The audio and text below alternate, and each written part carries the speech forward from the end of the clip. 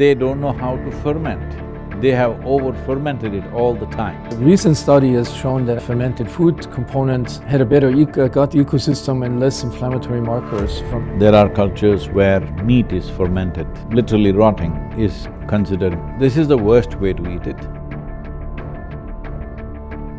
What is the effect of fermented foods on one's ability to perceive? Is it something that we should avoid in certain cases? A recent study has shown that actually people that eat a large variety of fermented foods compared to a group that optimized fiber intake, that the group that with the multiple fermented food components had a better gut ecosystem and less inflammatory markers from that. I would recommend to everybody is as important as to eat a largely plant-based diet is to incorporate several fermented foods. There are cultures where meat is fermented, literally rotting is considered gourmet. There are parts of the world where it is eaten like that. This is the worst way to eat it, but in those cultures it's become gourmet because these were cultures which were in extreme cold or removed from the rest of the world for large parts of the year. If they had to eat food, they had to learn to eat and enjoy rotting meat, otherwise they would be dead probably in those days. Cheese, which is also comes from that kind of thing. When winters came,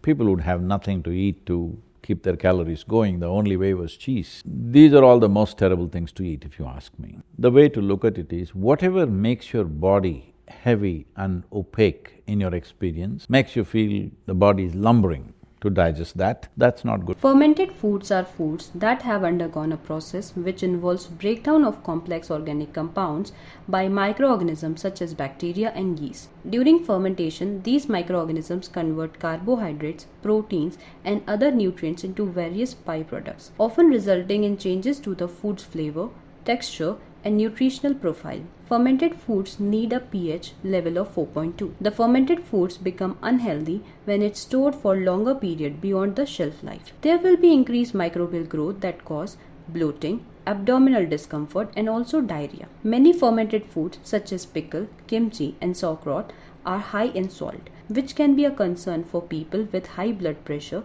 that require a low sodium diet. Improper fermentation process.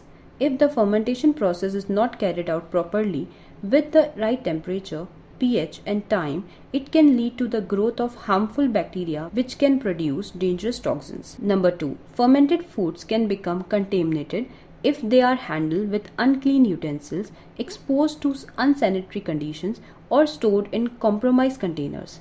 This can introduce pathogenic bacteria which can cause foodborne illness. Some fermentation will multiply the gut biome in many ways. So, when it comes to fermented food, it should be under your control. For example, in southern India, one fermented substance which is consumed daily in breakfast is idli dosa. If you go north of Bangalore, we will not touch it, at least I will not. And they don't know how to ferment. They have over-fermented it all the time. So in south, it's becoming difficult there also. Otherwise, every woman at home would know, she'll just always with little finger, they touch it like this. No, this can't be used. They would simply know. Or if you are not very sensitive, if you smell it, if it's gone beyond a certain point, you will know it's fermented beyond a point where you should not eat. The next thing is the curd or what you call as yogurt. It is just overnight fermented. It must be still sweet. If it's becoming sour, little sourness is okay. If it crosses that, we won't eat. Because if you ferment it beyond a certain point, then it creates a biome of its own, not support your biome. Little fermentation adds fuel to the existing stuff. Any animal food which is fermented, we normally don't eat at all. If you must eat a little bit of curd, but that is only overnight fermented, 6 to 8 hours. If it's summer, just 4 to 5 hours. That's how we ferment, very carefully. Consuming fermented foods offers numerous health benefits, including improved gut health, enhanced nutrient availability, reduced inflammation, better digestion, improved mental health, and more. Here are some of the best fermented foods to include in a balanced diet. Number 1. Yogurt. Number 2. Kefir. Number 3. Sauerkraut. Number 4. Kimchi. Number 5. Miso. Number 6. Tempeh. Number 7.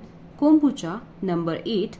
Fermented vegetables such as pickles, carrots, or beets. The fermentation process improves nutrient bioavailability, reduces anti-nutrients, increase probiotic content, and enhance digestibility. This makes fermented dishes like dosa, idli, and dokla valuable additionally to a healthy eating plan.